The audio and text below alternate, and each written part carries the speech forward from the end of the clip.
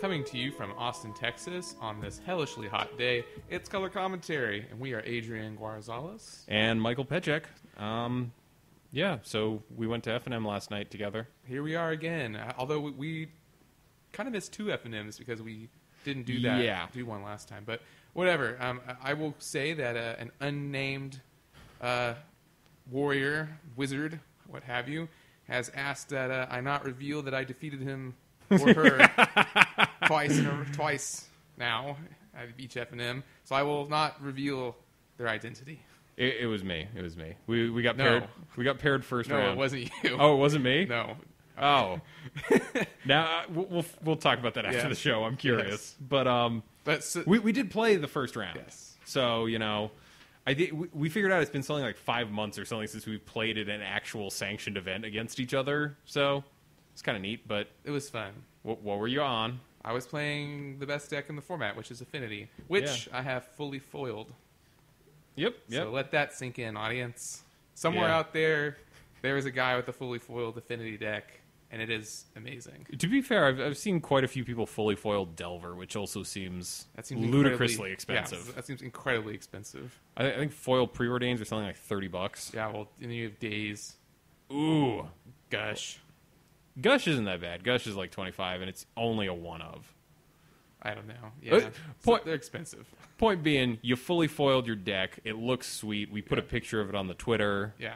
I went 3-1. My only loss was to Delver. What were your matchups? You played against me round 1, then round 2 was. Were you against one of the many mono black players? Yeah, I played against a mono black deck, which was fine.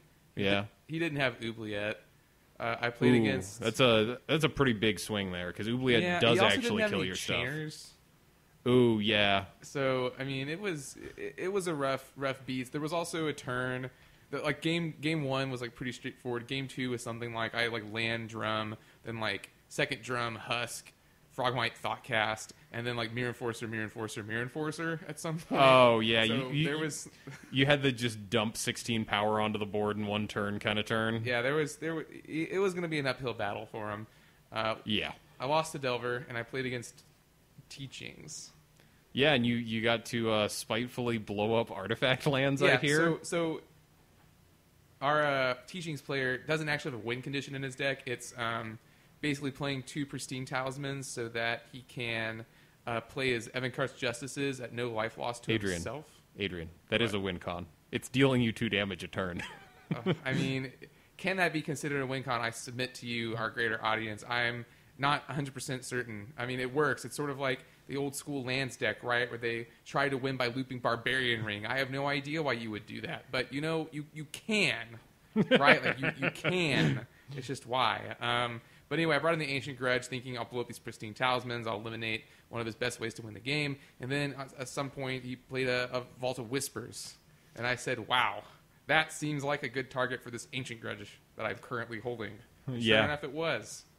Well, I mean, I'm assuming it was tech for the mono black matchup with Wrenchmind. Yes. But all right, so you had a pretty good time. I wound up going 2-2 at the end of the night. Lost my first game against you. I was on Grixis Metalcraft, which is actually going to be our deck tech, but I feel like I should recap how my night went. So I lost against you on Affinity. I lost against someone playing Stompy. Stompy just real fast right now. So, slow, dirtily control deck just was not getting there. Then I played against, what is that deck called? Blue Steel. It runs Bant Sureblade and Esper Stormblade, and then a bunch of the 2-color enchantments from, what would that be? Shadowmoor? Shards of Alara. No. The Shadowmoor ones where it's like, if the creature is 1 color, +1/+1 and a bonus. If it's another color, +1/+1 and a bonus. Yeah, there's Shadowmoor, Eventide, something like that. Yeah. The Steel of Godhead. Yeah. Favor of the Overbeing, those cards. Yeah. Edge of the Divinity, which is a beating if it gets strapped onto the Esper guy. Mm-hmm. +3/+3 for 1 mana is very, very good when it's an aura. But I had enough edicts and assorted removal just to bash in. And then round 4, I was up against a Rakdos control deck, and as it turns out, you can actually just beat someone to death with an Archaeomancer. over the course of 20 turns.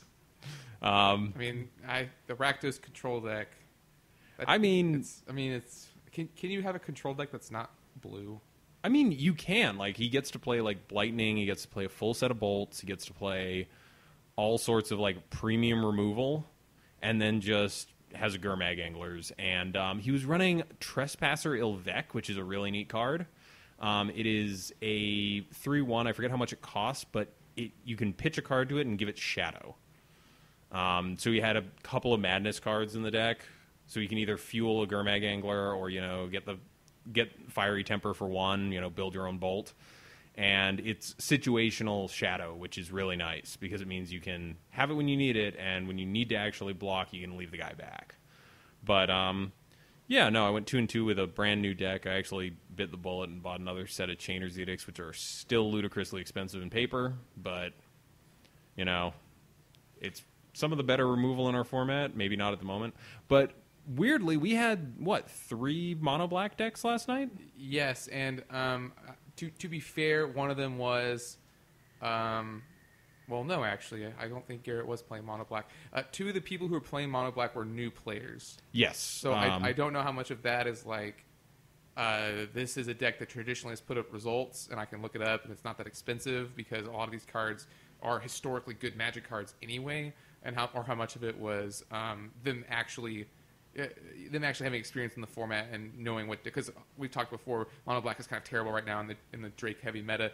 Although to be fair, not a lot of Drake decks at the store. I was gonna say that's kind of the other side of it. I don't think anyone was playing Drake as their win con last night, which is, obviously not indicative of the meta online at all. But it was a nice breath of fresh air. Yeah, but I was a little surprised at how many mono black decks there were. I think even at the height of that deck's popularity, it was not unbeatable. It's kind of just a fair deck. Like, the closest it gets to an unfair card is Grey Merchant, and Grey Merchant is just a huge life swing with a piddly body. Is an astounding Magic card, it turns out. So. I think they pretty much admitted it should have been uncommon. But, all right, so we're going to move on to the deck tech. So I played Grixis Metalcraft. I had fun with it. It is exactly my type of deck. It's no Trinket Mage. There's no Trinket Mage in it, and I kind of regret that because I feel like I needed more bodies on the ground quicker, just for like chump blocking and occasionally trading with stuff. So tiny creature suite here: 2 Archaeomancers, 2 Beetleback Chiefs, 3 Bleak Coven Vampires. Bleak Coven Vampires is the quote unquote Pauper Siege Rhino. 4 Muldrifters. So lots of great value ETB effects. There is a singleton Ghostly Flicker in the main, and you can get into really interesting states with this where you're just, end of your opponent's turn, like, creating 2 tokens and draining them for 4. And in that same vein, I've seen Mardu-style lists of this deck where they run Core Skyfisher to get back the Bleak Coven, but I think that the Ghostly Flicker package is a lot better. Well, because you can it's instant speed. Yeah, and you can protect your guy, and you can generate a lot more value off of it. Oh yeah, any sort of targeted removal is just kind of a little bit blanker against you. I guess that begs the question: why are you not running Drake in this creature list? Do you just not need it? I just kind of didn't want to. I totally could. I could just slot like maybe a 2 of Drake in here and have a combo out. Because then you could infinitely flicker your Bleak Coven Vampire. Yes, exactly. Which actually would make it incredibly efficient online because that's going to cut your clicks way, way down. Yes. On account of it being an ETB. But then for spells, we've got 4 Chainer's Edict, 3 Duresses, 4 Galv Blasts, 1 Ghostly Flicker, 2 Negate. Actually, I think the Negates are in the sideboard. 3 Pillar of Flame, 4 Prophetic Prisms, 1 Reaping the Graves, which is super spicy. We got 3 Terminate and 4 Thoughtcast, so just kind of like good artifact stuff. And the land base is just 4 of Great Furnace, 4 of Seat of the Synod, 4 Vault of Whispers, and then stuff to kind of fill in the rest of the land count. There is a 1 of Mortuary Mire. Yeah, 1 of Mortuary Mire, which is nice. Do you like that card? So in a dirtily control deck, sure. Okay. You can also flicker it. Well, the thing is, every time someone's played a Mortuary Mire and recurred like a Gurmag Angler, like that happened to me on Friday, and I was like, oh, thank God he's not going to draw anything that can kill my Atog. Sure. But, for example, recurring a Muldrifter. Okay, yeah, that's a lot better.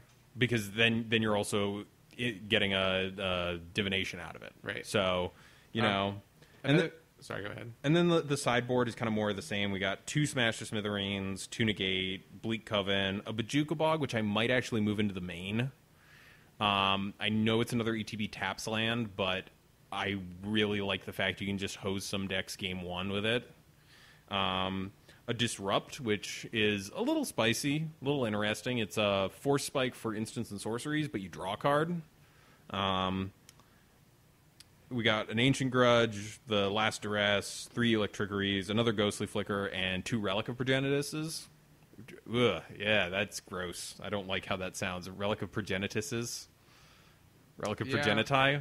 Would you be better running Nile Spellbomb? Arguably less, yes, because I have Recursion. I like Relic because it does deal with a few edge cases, like just keeping them off having a graveyard incrementally. For example, against Stompy is great because they're young wolves and all that stuff. Right, that makes sense. You know, you can keep them dead. And so speaking to cards like Young Wolf, the 3 Pillar of Flame is not something I think... you don't have 3 bolts, right? You have 3 Pillar of Flame, which is good in cases like Young Wolf or any of those Undying cards, and kills Archaeomancers for Drake combos. So it is a sorcery, which kind of hurts a lot. There is also Magma Spray, which can't go to the face, but still has the exile clause on it. So I don't know. You know, I feel like, yes, I played this deck because it's the exact type of deck that appeals to me. It's, you know, doing fair, dirtily things. My final round opponent told me at some point, you know, I'm just going to kill everything that isn't that Archaeomancer just so you have to win with a 1/2. And then you which is fair. Like, okay, I'm playing a dirtily deck. You don't want to, you know, put up with that for the entire night, right? But so I don't know. There's some tweaks I think I'd make. I'd prefer more instant speed removal. The Pillar of Flames might just become bolts. Sure, they do not deal with recursive creatures, but I think I'd just rather have instant speed and 1 more point of damage. Could you make a case for Seagate Oracle in this deck? Yeah, I guess I could. I don't know what I'd cut for Seagate. Just because I'm looking through the list, I could maybe cut the Duresses from the main board. Duress seems weird main board. I guess in a very combo heavy meta, it's not super bad. I think every time I had Duress in an opening hand game 1, I hit something. Okay, there actually are kind of a lot of good targets. Like I've been Duressed, and you know had like a Prophetic Prism taken from me when that was really a card I needed to play. So yeah, it's not bad. I think the average deck has enough action in hand that's non-creature, non-land. So I feel okay with it. I might cut them, though, just because we are kind of not super combo heavy at the moment and our local meta. So, you know, I could see popping in Seagate Oracles because they are a very efficient stopgap against most of the quote-unquote fair aggro lists. Because, yeah, not having a creature below 4 mana is a little rough, especially given that turn 4 is kind of a pivotal turn for most decks. You have a lot of really good removal, though. I do. Getting to play Terminate is amazing, by the way. Like, just having a Kill Things Dead button is real nice. Yeah, Terminate is an amazing spell. The catch is it does kind of price you into being red-black, which I'm not sure is the greatest color combination, but toss in some blue and it's okay. So I'm definitely going to tweak this a little bit, kind of go into the shop and fidget with it. I feel like it's going to be, you know, better once the meta kind of stabilizes back a little closer to what it used to be. But, you know, also first time with the deck, still learning, like, mulligan strats and all that good stuff. But I don't know. I was pleased with it. It felt good. When it got to do its thing, it felt great. Like, the moment that you start, like, flickering, even just, like, an Archaeomancer and a Prophetic Prism, that feels wonderful. Yeah, like, Ghostly Flicker is artifact, creature, or land, right? Yep. Yeah, a lot of people don't think of the artifact clause there. Yep. I also might bump up the Archaeomancer count in this, just so there is the chance I can do like the Flicker 2 Archaeomancers to get back Flicker and something else. Because there were times where I was like playing Archaeomancers just to get back removal. If you did that, then I think you should play Drake, because then you can infinitely flicker your Archaeomancers into your Drake and make infinite mana and then Galvanic Blast them. Oh, that's true. Yeah, I could just Galv Blast repeatedly. And I am running enough Karus where my mana's pretty good, all things considered. Like, there's a lot of double mana symbols in this deck, and there were a couple games where, I couldn't hit them on time, but most of the time it felt actually pretty serviceable. So I'm definitely going to tweak it, I'm glad to be on, like, a more control deck again. Like, Mono Red was getting a little tired, and also, like, as you said, tons of Mono Black control. Like, Mono Red Heroic is terrible when your opponent has 12 to 16 Edicts in their deck. Yeah. It's just miserable. Also, Disfigure. Yeah, Disfigure. Although it does run, Apostle's Blessing, so you do get to get them sometimes, but, not always the greatest. But yeah, so that was our F&M. That was our deck tech. I'm going to try and do this more often, I think. Like, play Weird Brews, and then we talk about them here. Maybe I can get you in on it. Maybe I can get you to play something that isn't Affinity. Let's not get ahead of ourselves. The one time I did play Stompy, I went 4-0 though. So yeah, see, there's other decks you're good with. You're good with aggro. Call me the aggro man. I feel like you'd also probably be pretty good with Delver Fiend. It's kind of a similar strategy to. I did Goldfish that the other day, and I think I won on turn 4. Yeah, I guess it's very fast. I mean, that's the point of it. Got to go fast. Sonic the Hedgehog. Yep. All right.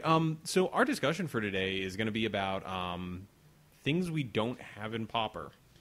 So I know we've talked about this in some amount before about like kind of the effects we're missing. And we had seen a thread on Reddit about what would a Pauper Planeswalker look like. And well, we have news for you. It turns out they already exist. They already exist. A, they already exist. B, you're never actually getting a Planeswalker. Like, you're never getting 3 free abilities on a permanent. Right. So when I say they exist, I mean there are creatures at the common level who have multiple abilities that you can use once per turn. They are the Guild Mages from Mirage and the Apprentices from Invasion.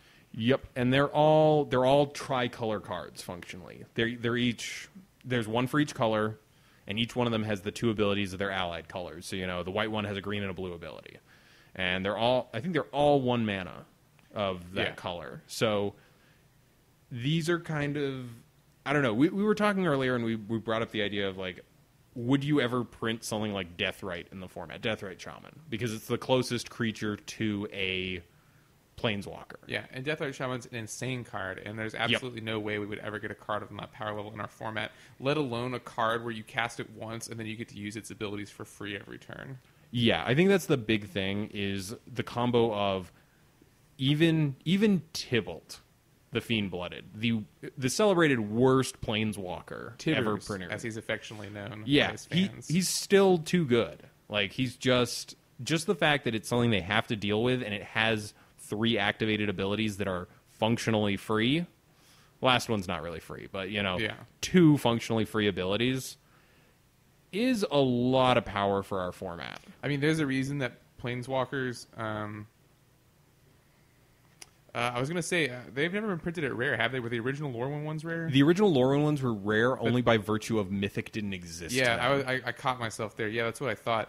But okay, so excluding this one printing where the type didn't even exist yet, Planeswalkers have always been Mythic. There's never been even an uncommon Planeswalker. And Mark Rosewater has said that's because Mythics are supposed to feel Mythic. Right. Well, also the power level Planeswalkers are good. Yeah. In like limited. Well, when I came back to the game, like, that was the biggest thing I had to contend with, is figuring out how to play against Planeswalkers, because it's like, but I want to take my opponent to 0. I don't want to deal with this other additional player that's just been put in the game that's, I don't know, letting my opponent brainstorm every turn. Like, we're never getting a proper Planeswalker. Look, in fact, there is a cycle of Planeswalkers that start out as creatures, and they're still too good for the format. Yeah. No, those were still all mythics. Like, it does help that the creature side is pretty good on most of them. Right. Like, none of them are, like, useless. So that definitely helps it, but we're never getting a Pauper Planeswalker. Please get over it. We will, however, though, potentially see it. I will refer to something as a Pauper Planeswalker when we get a creature with 3 activated abilities where, I don't know, maybe the first one's just a tap, the second one is a tap and pay some mana, and the third is tap and pay a bunch of mana. Yeah. I would maybe jokingly refer to that as a Pauper Planeswalker. Yeah, but even the creatures, like Deathrite Shaman, too good. These apprentices and these guild mages are pretty much as close as you're going to get, and the reason that people don't play them is because they're 3 colors. Well, right? Yeah. I mean, but then you got to think a lot of planeswalkers are more than 1 color. I mean, sure they are, but so here, let me hit you with this. So Stormscape Apprentice, one of the ones from Invasion, it's like a blue and 1 for a 1/1, and then a white and tap target creature, a black and tap target player loses 1 life. And that seems like a fine draft common, but I'm not going into Esper for that effect. Like that, right. That seems rough. Right. Yeah. So basically, what we're getting at is we just don't think there's design space at the common level. It would fly totally in the face of even a common creature with 3 activated abilities would fly in the face of everything that like Wizards' purported New World Order stands for. So yeah. It's like an interesting thought experiment to think about. Well, what if there were these insanely busted power level commons? And the answer is everyone would play them and they'd be incredibly good, and they would definitely change the format. But it is definitely a pipe dream to think that Wizards is going to print something like that at the common level. Well, also, like you did say, it's fun to think about these busted cards. Like, we already get like the best cantrips, the best counter spells, the best burn. So like, it's not like we don't have power level already. Like, here, let me hit you with this. If we had a Pauper Planeswalker, I'm willing to bet the abilities are like +1, scry 1, like -3 draw card, and then like. But even. Like, still. Yeah. That's really good. The reason they're too good is because you do all these abilities for free. Right? And like, maybe there is design space in our format for Planeswalkers. It's extremely narrow, though. But it's very narrow, and Wizards just isn't going to do it, unfortunately. No.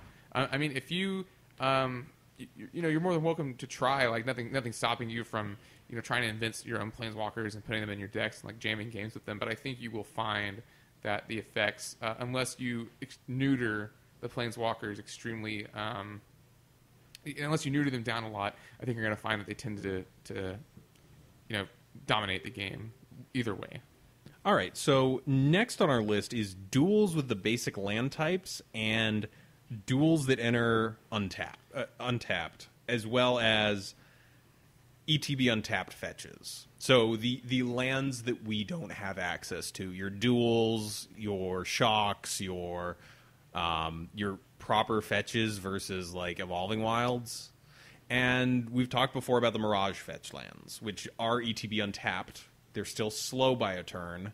There's no life paid. And they're uncommon, right? They're uncommon currently. And honestly, I feel like they could downshift them to common and complete the cycle whenever they wanted, and it would be fine. Those are fine. The duels with the basic land types and the ones that don't come and play tapped are probably not ever going to be common, because those are all rares already, and their effects are just so good. And like, I would love for Pauper to have like perfect mana bases, because then anyone can play whatever they want. It's something that really defines our format as the lack of a good mana base. So it would be interesting to see how decks. Brainstorm would get played a lot more, I'm sure. Oh, yeah. It would be interesting to see how these how decks would be different with fetches. I mean, sure. I mean, it then starts looking, I feel, a little bit more like Legacy. Yeah. Like, we're playing a lot of the same cards. Our creatures are probably worse on a whole because of less activated abilities. They're usually bigger. Yeah. But, I mean, so here's the thing. I would love the Mirage fetches to happen just because I'm a control player and I'm willing to wait a turn, see what my opponent's on, and get that slight advantage. If you play him turn 1, it's not really that bad, yeah. If you play him turn 1, like, it just lets you see your opponent's first turn. if you're familiar with the format, you can make a pretty educated guess as to what's going on, you know. First turn swamp is probably mono black. First turn, you know, mountain into a goblin is definitely goblins. What's also kind of interesting, though, is I don't think these lands really change a whole lot, and I'm not sure what decks would start running them over Evolving or Terramorphic, just because you're getting the tapped land either way anyway.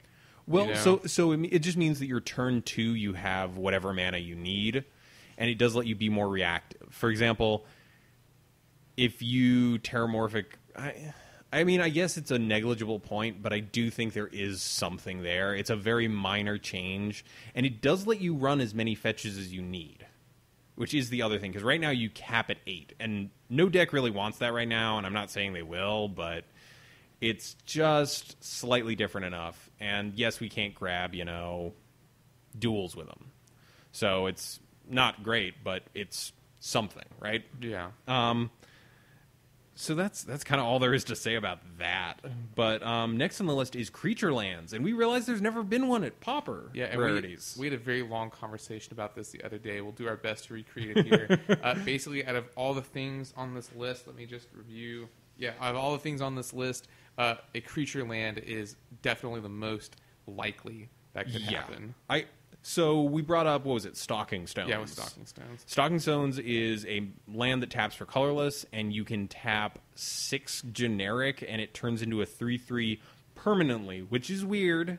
I think it's the only creature land that permanently changes. And I think we agreed that was actually a downside. Yes, because the big upside of creature lands is, unless they have instant speed removal, or they've got good blockers, it's really hard to deal with them. And I feel like, especially in this format where people are already running like weird sideboard cards to deal with Tron, like people who play mono red run Raise, which is sack a land, blow up a land. Like we're not talking about like I don't know, like Price of Progress here. Like we're playing like weird punishers. I mean, like probably one of the best land destruction in the format is probably Ancient Grudge. Wink, wink. Honestly, it's probably Stone Rain. Just really? Yeah, it's just like 3 mana kill a land. I mean, Raise is good, but we don't have effects like Ghost Quarter or Strip Mine or Wasteland, which are obviously the best. Yes. Sinkhole is probably banned if you're at your local store. It's not banned at ours, so I guess it would take the spot as best land destruction. Yep. But since land destruction is normally a 3 mana affair anyway, all the other ones, Thermokarst and Icequake, are double. Yeah. I mean, if you're splashing into it, sure. Thermokarst, Icequake, Choking Sands, Rain of Tears. Oh, wait, no. Rain of Tears is uncommon. Rancid Earth is the one I'm thinking of. Those are all double mana cost. But I think, you know, some sort of, you know, very fair, simple design for a creature land at common could happen. I think we talked about 4 mana for a 2/2. Yeah, like four generic for a 2/2. Yeah, so something like that. You know, we don't want these to be, and they shouldn't have any. They wouldn't have any activated abilities. They'd be like Mutavaults that don't get any benefits from creature types. Yeah, because like Mishra's Factory would be too good. The Nexi are just way too good. I believe Factory was printed as an uncommon. Yes, it several is. times. Has it ever been a rare? I feel like it has been like once, I want to say it's one of those weird cases where it was on remember there was the 4 versions in Antiquities. I want to say it was something weird where like one of them's on the rare sheet and the other 3 aren't. Gotcha. But it's historically been an uncommon. It's a very powerful uncommon. You know, it's like a cube level uncommon. It like I do not want that brought down into Pauper because I do not want to play against Pylo Counterspells.deck with 4 of those. Even in Affinity, I would make room for 4 Mishra's Factories. Yeah, like that just goes in almost any deck. It's just an incredible card. Well, that's really the sign. Like you're willing to make room for it in an aggressive deck. Yeah, control decks are gonna love it. Yeah, it's an amazing card. It would have to be an extremely expensive man land that would give you kind of a bad rate on your. Oh yeah, we're not getting Treetop Village or anything like that. We're not getting anything that good. Even those are too good. The ones that come in tapped and cost more than 1 mana to activate are too good. Yeah. Well, actually, what about the red one? I think it's like 1 and a red. You get a 2 encampment. You get like a 2/1 that might have first strike. It is I first think. Strike. Yeah. Actually, yeah, that's still a little good. But I think maybe like red and a 1 for a 2/1 without first strike might not be super terrible. No. I mean, so as soon as you introduce a colored mana requirement into it, you do get to push it a little bit. Like, I don't know, maybe a 1/1 flyer that costs, 2 and a blue. Like, 2 and a blue for just a vanilla 1/1 flyer seems fine to me. Like, if someone wants to pay that every turn, go for it. People would still play that card. That would still... I think people... Man lands are just really good. Like, no matter... what, or excuse me, creature lands are just really good no matter... Like, I'm trying to think of an unplayable creature land. I mean... Like, the ones in Standard are getting played in Standard right now. Stalking Stones is pretty terrible, but like... Okay, yeah. But that was, I think, like the second or third example of a creature land. So, it did take them a while to, like, flesh it out and kind of see where they could go with it. But yeah, I think the Urza's Legacy ones are too powerful. Obviously, the ones that are currently at rare from Zendikar and Battle for Zendikar are too good. Yeah, they have abilities and like keywords and yeah. I think the most you can go is like French vanilla. So like your standard evergreen keywords, and even that I'm like I feel there's a way to abuse that. So maybe we get to see a cycle. Maybe we get to see a full like 5-color cycle of very simple, very low power level creature lands. Part of me also wonders, maybe Pauper's a little more robust than we think it is. Maybe we could just plop down some untapped fetches and creature lands and everything would be okay. I'm not really sure. Well, I mean, so with regards to the untapped fetches, all that does is increase, color diversity, and then it makes us less of a monocolored format. Like, but Wizards just isn't going to do it, is the unfortunate thing. Like they've established that those effects are rare, let alone that the really good ones are on the reserve list. Yeah. But shock lands are never going to be common. Well, here, let me hit you with this. Like, do you really want to face off against mono blue Delver splashing for, I don't know, a playset of bolts off of one fetch? No, and yeah, that seems a little too good. Yeah, I think we're better served at this level of, mana bases. And like these are all like cool ideas, but let's not forget other formats exist, and like part of what defines Pauper is the lack of these things as well. Like, yeah, and I mean that's somewhat out of necessity. Yeah, but it's not a bad thing, Like I wouldn't say it's like, but it's just a different way of playing Magic. And if you like all that stuff, then there is always Modern, Legacy, and Standard. Also, I mean, like don't ever say that like 3-color can't be done. It's just tricky and it takes a while. It takes a lot of artifact. I've noticed that the 3-color decks tend to be artifact-based decks. Well, yeah, because Prophetic Prism is just some of the best fixing in the entire format. Yeah, I love Prophetic Prism. Yeah, you guys wouldn't want Prophetic Prism to go away, would you? That's what would happen. What do you mean? If we had all these like awesome fixing available to us, people wouldn't play that card. And that card is beautiful. I have it in foil. Let me tell you, beautiful. Actually, let me hit you with this. What about the Scrylands? The Theros Scrylands. It's too good. Too good? Just untutorable, ETB tapped, Scry 1? They're rare for a reason. I mean, sure, but I'm trying to think of like the least powerful set of duels. The least powerful set of duels are these ones that come in tapped and they gain you a life. No, just kidding. They're the gates. The gates have got to be. Sir, please let me educate you. Have you ever seen the pain lands from Tempest? They're pain lands that either ETB tapped or they don't untap every time you tap them for colored mana. Okay, those got to be the worst. Yeah, no, they're aggressively bad. Those were. Those were rare. I'm also okay. Yeah, that's another thing I want to bring up. I'm not saying that like, this effect isn't like this effect is way too powerful.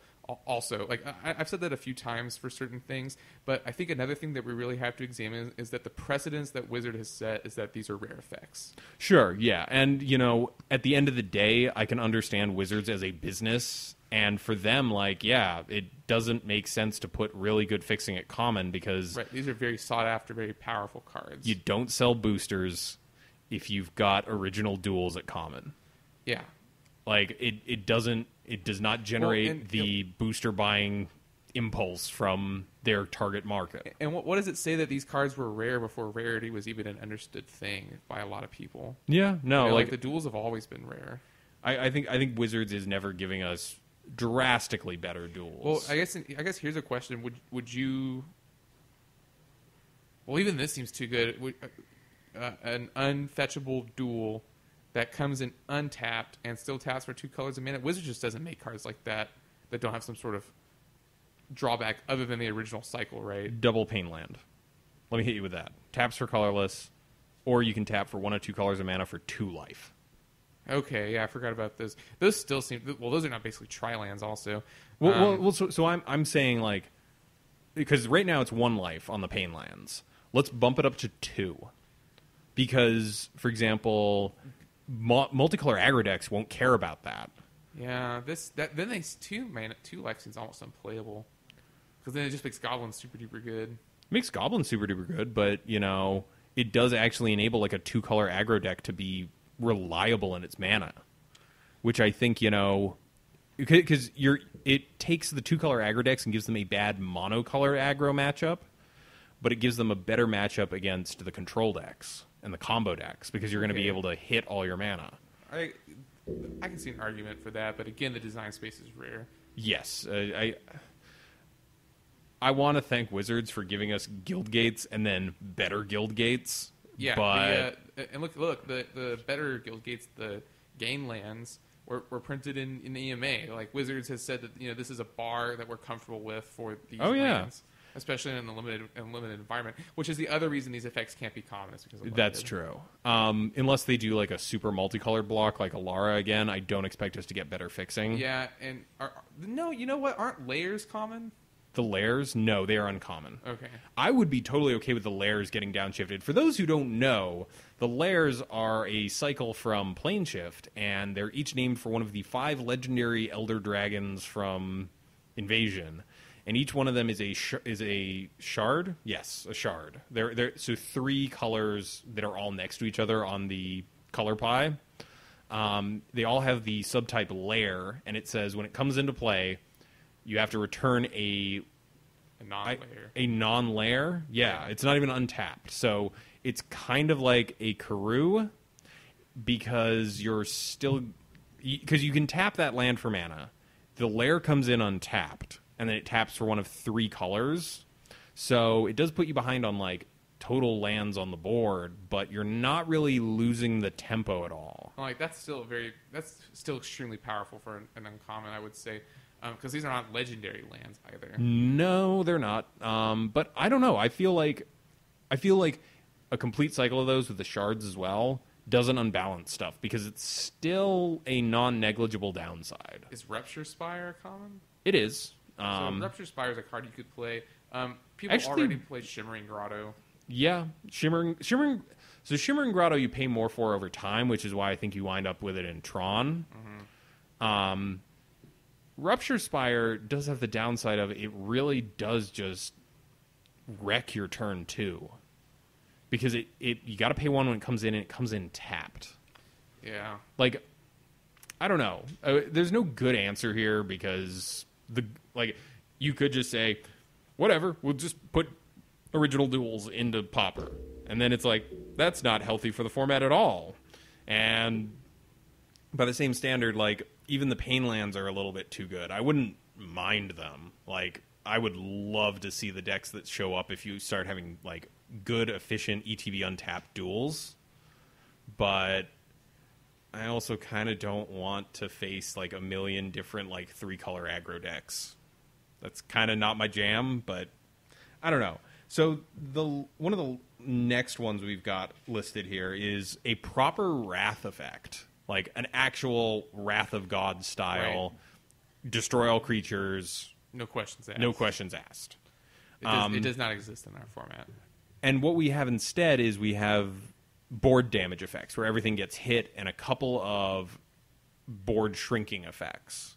So, you got your Nausea and Shrivel, which give every creature -1/-1. And you got like your Electrickeries, your Crypt Rats, even Car's Justice. Most of these are pretty format staple. The only thing we've got that's kind of close to an actual Wrath is Fade Away. And Fade Away is an incredible card. For those of you who don't know, it's 3 mana. You have to pay a mana for each of your creatures, or you sacrifice a permanent. So you can get them when they're tapped out. It's a lot of fun. It's interesting, too, because it's very good against certain matchups. Like, if the Elves player taps out or just doesn't have mana available, you can use this to blow up like 10 creatures. What's also really interesting is they have to sacrifice a permanent. So if they have like 4 creatures out and like they can choose to pop some lands. Yeah. So you can really get people if they have like I guess you can't really ever get them like that bad. Well, so the most interesting play is against Boggles, because sometimes newer players won't realize that Fade Away says permanent, and when it gets played against them, they'll sacrifice Boggles. They'll sacrifice actual hexproof things, and that's not what that card does at all. And then you also put Auraflux into play, and then you have a real good time, and your opponent's not. Yeah. But apart from these, like, there's not a whole lot of proper Wrath effects, because, you know, Pestilence and Crypt Rats exist, right? Both of them require you to be pretty close to mono black, and even then, like, you're getting hit as well, your opponent's getting hit as well, which is a good thing, but no one wants to pay 8 mana into Crypt Rats to kill an Ulamog's Crusher. Right, and the most popular one here is going to be Electrickery, right? Yeah, Electrickery finds its way into almost any red deck's board, because it does just such a great job of dealing with the swarm-style decks. Like Goblins has an okay time against it, because it does have the Sledders and the Mog Raiders to sacrifice creatures that are dying anyway to protect others. Yeah. But I don't know. I definitely think it's the most common.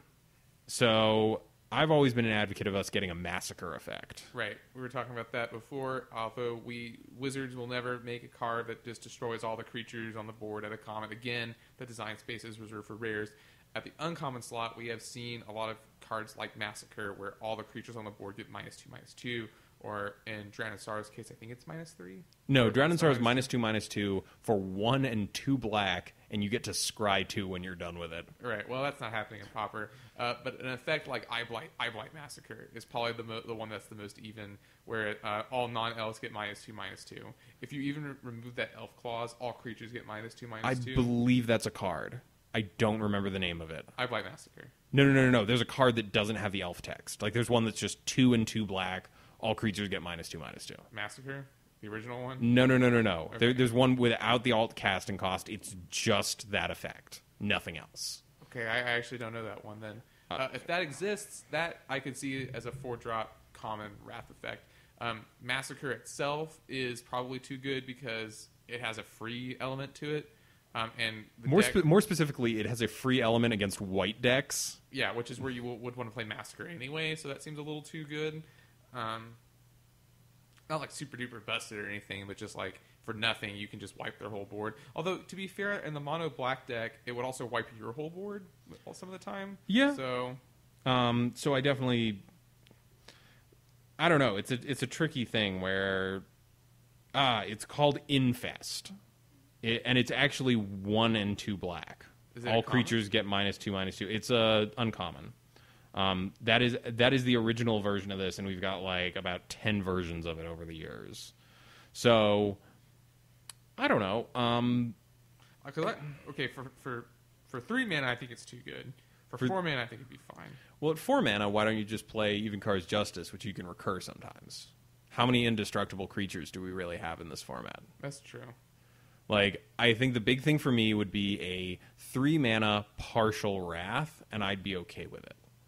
But clearly that's something they don't like, because we haven't gotten it despite these other effects existing. And so we're stuck kind of with the shrivel nausea kind of stuff. Maybe some sort of effect like... What about like a Black X spell? Where it's like, I don't know, like Toxic Deluge, but with mana? Yeah, Toxic Deluge, but with mana. Like, I don't know, maybe black 1X... and then they get -X/-X. That seems good. That seems fine. The reason I try to get like 3 and then X is that way, you know, it's not just going to be better than Evenkar's Justice, which is a very good card. Yes, it's a buyback was probably a mistake. I think that's a fair thing to say, or at least it was not costed aggressively enough. So I was thinking, because that way, you know, if you pay 4 mana into it, everything gets -1/-1. That's not so great. If you put 5 mana into it, everything gets -2/-2. As soon as you hit 6, then -3/-3 is killing a lot of stuff.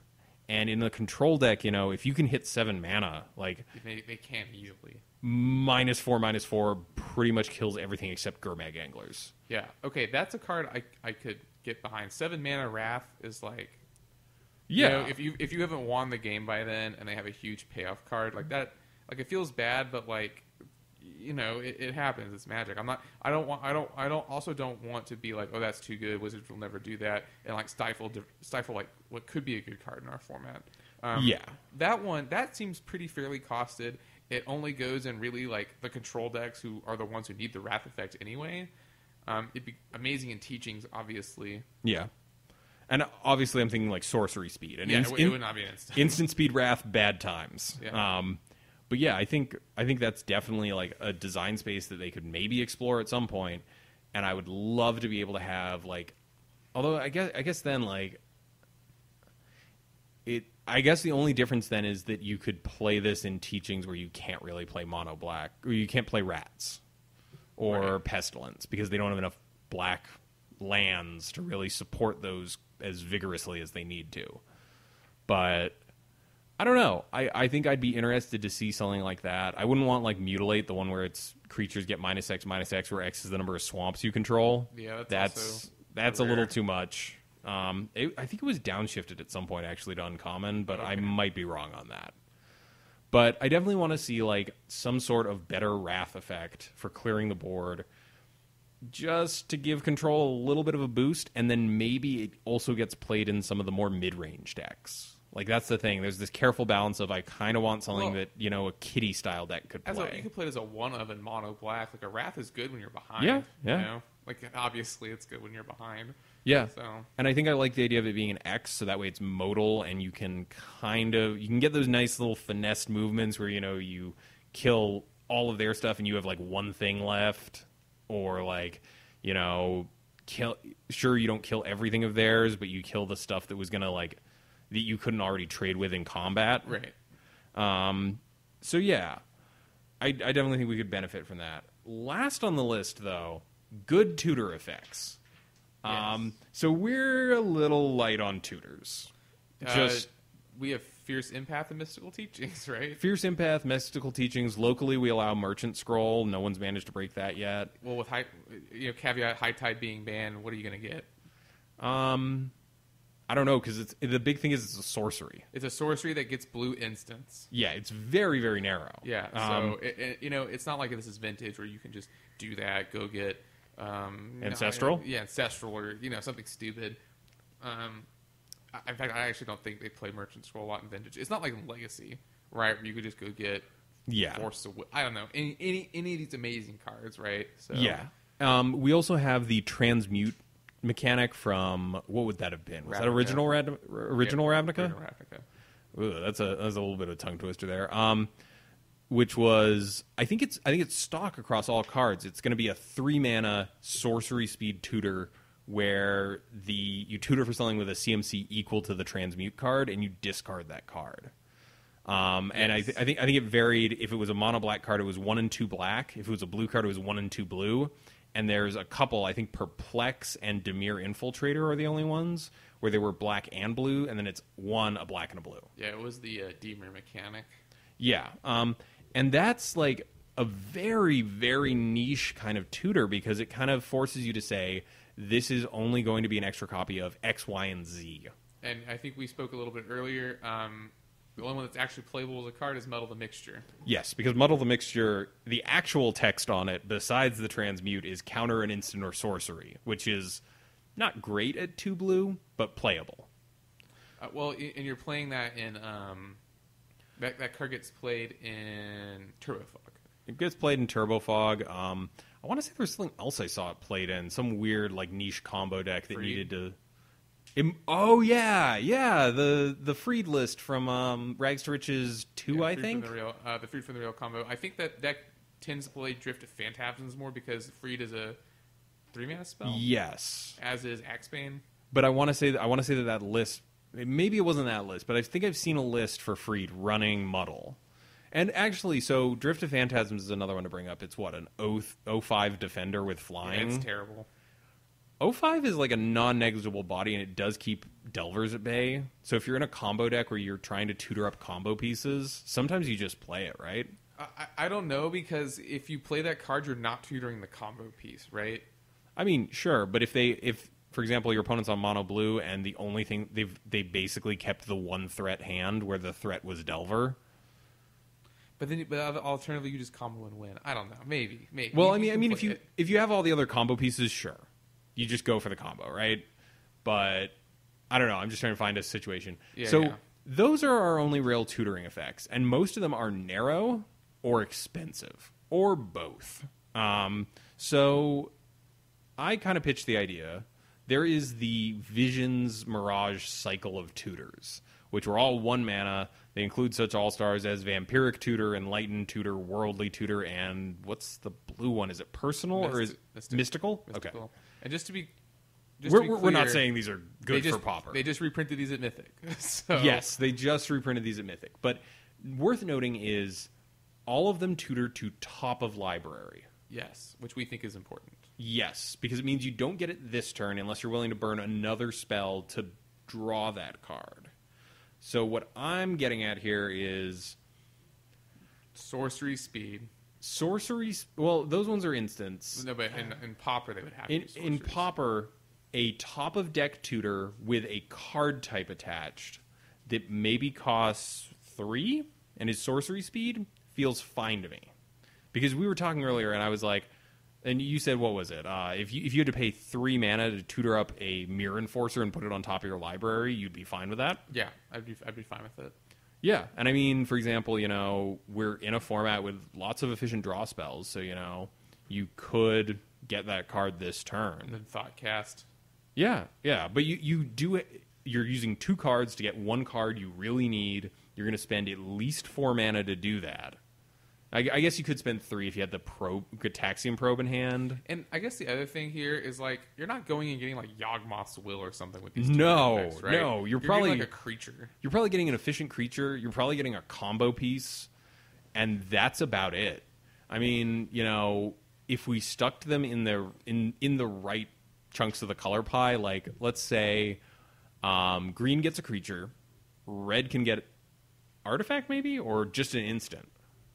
Sorcery. Sorcery? It would be a sorcery. All right. Green gets a creature. Red gets a sorcery. Black gets... They gets anything and you lose 20 Actually, life. Black gets an instant. What does blue get? Artifact. White. And white gets enchantment. Yeah, okay, I can see that. At 3 mana, top of the library, you're going to have to jump through some hoops, but I feel that does help out the kind of rickety combo decks that aren't quite there and can, spike a tournament every now and then. 1 land spy. Not 1 land spy, no. Make 1 land spy great again. Oh.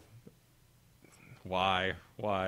I should news cycle. I should get that made into a hat. Just something terrible and ignorant. But my point being, 3 mana keeps it in line with the transmute things. You keep them narrow-ish.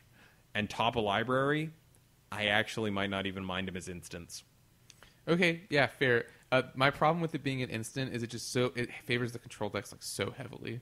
I mean, because they just don't have to do anything, and then end of your turn they can do something. I guess that's true. I guess that is really why they're so great as cards, is because they're instants. You play them on your opponent's end step, and then you get the card next turn. Yeah, and they cost 1 mana. Yes. So hence why I was like, 3 mana seems a little safer, and not letting black have the demonic tutor effect where they pay life like Vampiric Tutor does. I don't know. I feel like I could be okay with those. It does, it's kind of like card fixing for each color. It's kind of card draw in a way. I don't know. What do you think of Diabolic Tutor, which was an uncommon 4 mana tutor any card sorcery? Ooh. It was black too. Yeah, it's really, really narrow. And it tutors anything. Well, narrow in the decks it can go into. Yeah. It's mono black. And it could go in teachings. I'm just going to say, do you really, really want your opponent tutoring gray merchants? No, but I'm just saying, like, that was an example of an uncommon... Yeah. Well, I mean, Demonic Tutor was an uncommon. That's an example of when they tried to fix Demonic Tutor, and I don't think that card was playable in its standard environment. I mean, it's a go-to for people building, like, budget cubes or, like, budget EDH decks, because it is a 25-cent card versus a $20 card. Yeah. But outside of that, like, I don't know, Diabolic Tutor is pretty pricey at sorcery speed, so, you know... Actually, I don't really hate it. I think maybe if they did a reprint where you revealed it, yeah, that would be fine for Pauper, because I think a big thing with that is just being able to get the answer that your opponent might not know what it is. Right, and you know, Teachings is a very good tutor spell because it tutors an instant for 4 mana and you get it a second time. Well, also everyone forgets this. It can get a creature with flash. There's nothing worth getting with it. But Ambush Viper, play green. There was someone who was, I forget what it was. I saw a list that was like, I want to say Bug Teachings, and it was running some huge 6/6 flash green creature from like Time Spiral, and it was just basically like end game when you've kind of got everything on lock. You Teachings for a 6/6 that you play out. That seems pretty good. Yeah, no, it seems fine, but. I don't know. I feel that we could get a decent tutor, just not demonic tutor or vampiric tutor or even worldly tutor. Like, we could get something that does help decks have a little bit more consistency, does let combo decks do a little bit better, because while, you know, I said I wasn't going to talk about it, we have a certain shall go unnamed combo deck. I've already said it a couple times. You did. I didn't, though. Point of pride. Okay. I'm sure I actually said it, and someone's going to leave a comment about that. But you know, once combo winter calms down or gets dealt with, I feel like we can start talking about how to make combo better again. So make combo great again. Make combo great again. Make. Oh God, I'm trying to come up with some of the old combo deck names because they always get the dumbest names. Tricks. Make Cephalid Breakfast great again. Well, that's why they call it Cephalid Breakfast. I'm Rich Hagon. All right. So that's pretty much all the time we've got for today. We're right around an hour.